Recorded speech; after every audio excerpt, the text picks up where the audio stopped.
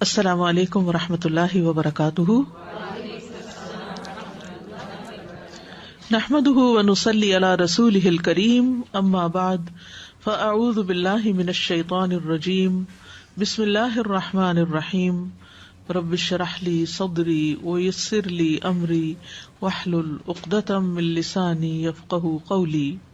يا أيها الذين آمنوا إذا نودي للصلاة من يوم الجمعة فاسعوا إلى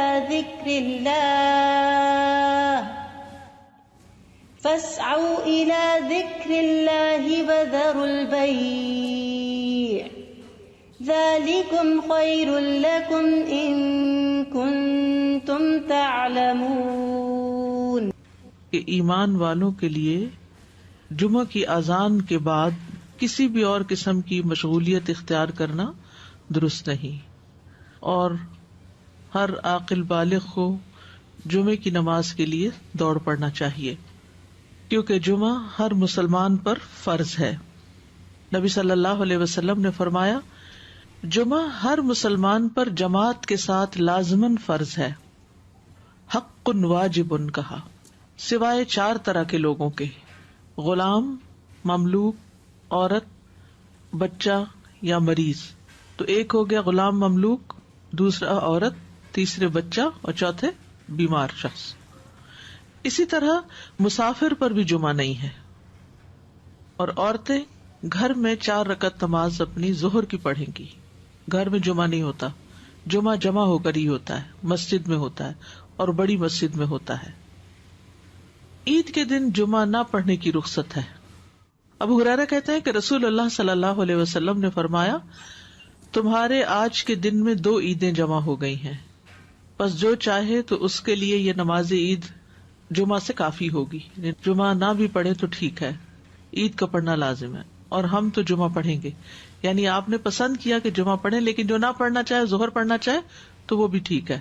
وہب بن کیسان سے مروی ہے، انہوں نے بیان کیا کہ ابن زبیر رضی اللہ عنہما کے دور میں جمعہ اور عید اکٹھے ہو گئے تو انہوں نے عید کے لیے نکلنے میں دیر کر دی، حتیٰ کہ دن کافی اونچا ہو گیا۔ پھر وہ نکلے، خطبہ دیا اور بہت لمبا خطبہ دیا، پھر اترے اور عید کی نماز پڑھائی، اور اس دن لوگوں کو جمعہ نہیں پڑھایا۔ یہ بات ابن عباس سے ذکر کی گئی تو انہوں نے فرمایا انہوں نے سنت پر عمل کیا۔ یعنی کہ باقی حدیثوں میں بہت سی چیزیں مماثلت ہیں، جو ایک ایک چیز کسی اور حدیث میں الگ سے بھی ملتی ہے۔ جو شخص جمعہ کے دن غسل کرے، جس قدر ممکن ہو پاکیزگی حاصل کرے، اور اپنے تیل میں سے تیل لگائے یا اپنے گھر کی خوشبو میں سے خوشبو لگائے۔ پھر اسی طرح مسجد کی طرف جلدی نکلنا چاہیے، کیونکہ جب امام نکل آتا ہے تو پھر اس کے بعد فرشتے نام لکھنے بند کر دیتے ہیں۔ پھر کثرت سے درود پڑھنا۔ رسول اللہ صلی اللہ علیہ وسلم نے فرمایا، جمعے کے دن اور جمعے کی رات کو، یعنی رات سے ہی شروع ہو جائے۔ کل کسی نے سوال کیا تھا کہ جمعے کی رات کا کوئی خاص عمل کیا ہے، تو وہ درود شریف پڑھنا ہے۔ تو جمعے کی رات کو کثرت سے مجھ پر درود پڑھا کرو، پس جو آدمی مجھ پر ایک دفعہ درود بھیجے گا، اللہ اس پر 10 رحمتیں نازل کرے گا۔ اوس بن اوس روایت کرتے ہیں کہ رسول اللہ صلی اللہ علیہ وسلم نے فرمایا، بے شک تمہارے افضل دنوں میں سے جمعے کا دن ہے، اسی دن آدم علیہ السلام پیدا کیے گئے، اسی دن ان کی روح قبض کی گئی، اسی دن سور پھونکا جائے گا، اسی دن لوگ بے ہوش ہوں گے، اس لیے اس دن مجھ پر کثرت سے درود بھیجا کرو، کیونکہ درود مجھ پر پیش کیا جاتا ہے۔ یعنی یہ ایک اسپیشل ڈے ہے، اور اس میں اسپیشل کرنے کا کام کیا ہے کہ رسول اللہ صلی اللہ علیہ وسلم کو درود کا تحفہ بھیجا جائے۔ پھر سورۃ الکہف پڑھنا۔ نبی صلی اللہ علیہ وسلم نے فرمایا، جو جمعہ کے دن، رات کی بات نہیں، دن کی بات، من قرأ سورۃ الکہف فی یوم الجمعۃ، تو اس کے لیے دوسرے جمعے تک نور روشن رہتا ہے۔ اور پھر کیا کرو؟ وذروا البیع، خرید و فروخت چھوڑ دو۔ ذالکم خیر لکم، یہ تمہارے لیے زیادہ بہتر ہے، ان کنتم تعلمون، اگر تم علم رکھتے ہو، جانتے ہو۔ یعنی اللہ نے جمعے کی نماز کے وقت خرید و فروخت سے منع کر دیا، اور اس کو ان لوگوں پر حرام قرار دیا جن کو مخاطب کیا گیا کہ ان پہ جمعہ فرض ہے۔ یعنی یا ایھا الذین آمنوا سے شروع ہو کے اینڈ تک ایک کرنے کا کام بتایا گیا اور دوسرا چھوڑنے کا کام، اور وہ کیا ہے؟ پڑھنا فرض ہے، ایسے تجارت چھوڑنا فرض ہے۔ ٹھیک ہے، یعنی جب اذان ہو جائے تو خرید و فروخت ترک کر دو اور اللہ کے ذکر یعنی نماز کے لیے جلدی کرو. یعنی اگر کوئی سودا طے بھی پا رہا ہے تو بس وہیں ٹھپ کر دو.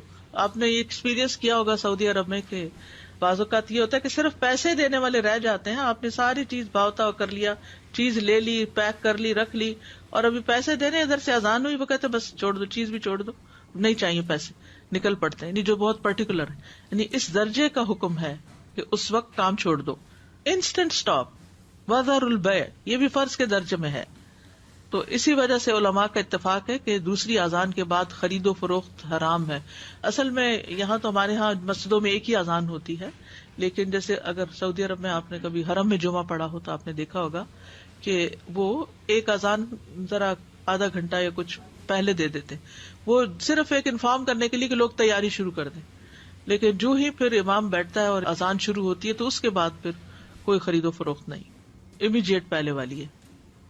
اس میں یہ کہ بعض علماء کا خیال ہے کہ یہ زوال کے بعد سے نماز جمعہ کے فارغ ہونے تک ہے, یعنی جو ہی سورج ڈھل جائے تو شروع ہو جاتا ہے خرید و فروخت بند. کچھ کہتے ہیں خطبے کی اذان سے نماز تک ہے. بہرحال جمعہ کے دن خرید و فروخت یعنی صبح میں کر سکتے ہیں, اس کے بعد بھی کر سکتے ہیں, لیکن اس پیریڈ میں نہیں کر سکتے. تو احتیاط یہی ہے کہ زوال کے بعد سے روک دیا جائے. بعض اوقات یہ ہوتا ہے کہ خرید و فروخت تو نہیں ہوتی لیکن جاب ہوتی ہے. بعض اوقات یہ ہے کہ کچھ لوگ یہ کرتے ہیں کہ اچھا ابھی تو اذان ہی ہوئی ہوگی, ابھی تو خطبہ چل رہا ہوگا, ہم نماز میں جا کے شامل ہو جائیں گے. تو نہیں, اذان کا وقت جو ہے وہ جمعہ شروع ہونے کا وقت ہے, اس میں پھر باقی کام چھوڑ دینے چاہیے. الا یہ کہ انسان پارک کر رہا ہے یا رش ہے یا راستے میں کوئی رکاوٹ آ گئی ہے, وہ الگ بات ہے. ذالکم خیر لکم ان کنتم تعلمون, یہ تمہارے حق میں بہتر ہے, یعنی خرید و فروخت چھوڑنا بہتر ہے اگر تم جانتے ہو. یعنی نماز پڑھنا زیادہ بہتر عمل ہے. اور اس لیے کہ اگر تم نے وقت پہ نماز نہ پڑھی وہ تو فوت ہو جائے گی, لیکن اگر تم نے تجارت چھوڑ دی اس وقت تو وہ تو بعد میں بھی ہو سکتی ہے, اس کا کوئی وقت مقرر تو نہیں ہے, وہ تو کسی وقت بھی ہو سکتی ہے. ایک تو یہ استاذہ جی کہ سورۃ الکہف کے بھی جیسے آپ نے بتایا, تو سورۃ الکہف کے لیے بھی کیا کچھ وقت مقید ہے؟ کچھ لوگ اس کو کہتے ہیں کہ it has to be before عصر. نہیں, مغرب سے پہلے تک پورا دن کا پورا دن, درود کے لیے بھی پورا دن. ٹھیک ہے, مغرب پہ وہ دن کا اختتام ہوتا ہے. ٹھیک ہے. ہے. اور دوسرا یہ جو جمعے کی بات آئی کہ وذر البیع, اب فار انسٹنس اب ڈپینڈ کرتا ہے نا, نیت والی بات ہے کہ اگر آپ نے جمعہ اٹینڈ کرنے کی نیت کی ہوئی ہے تو پھر آپ کا ہوگا. اب جیسے فار انسٹنس ہم یہاں ہوتے ہیں اور اگر کسی وقت ہم, عورتوں پر تو فرض ہی نہیں ہے نا جی, لیکن اگر ارادہ کیا ہوا ہے تو پھر اس وقت انسان سب چھوڑ کے چلا جائے. ٹھیک, جزاک اللہ خیر. ایک یہ سوال ہے کہ جب ہم فرائیڈے کی مارننگ اور نائٹ کہتے ہیں تو کیا وہ نائٹ جمعرات کی مغرب کے بعد شروع ہوتی ہے؟ جی صحیح.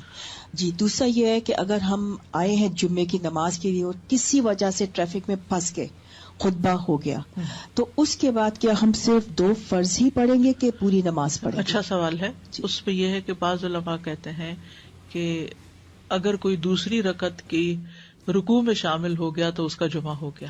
امام ابو حنیفہ کا قول یہ ہے کہ اگر اس نے سلام بھی پا لیا تو اس کا جمعہ ہو گیا, کیونکہ وہ بھی نماز کا حصہ ہے. حتیٰ کہ وہ یہ کہتے ہیں کہ اگر امام سجدہ سہو کر رہا ہے تو بھی جمعہ ہو جائے گا, یعنی پا لے گا. اگر کسی مجبوری کی وجہ سے کوئی سویا رہ گیا, کوئی کسی وجہ سے تاخیر ہو گئی تو جمعہ اس کو مل جائے گا. لیکن بہت سے علماء یہ کہتے ہیں کہ خطبہ بھی ضروری ہے کیونکہ یہ جمعے کا حصہ ہے, اور وہ یہ کہتے ہیں کہ اگر خطبہ نہیں اور جمعے میں شریک ہو گئے ہیں, جیسے پہلی رکعت یا دوسری رکعت میں بھی, تو اس صورت میں پھر ظہر کی نماز یعنی امام جب سلام پھیر لے تو 2 رکعت پڑھنے کی بجائے 4 پوری کر لے. جزاک اللہ خیر. السلام علیکم.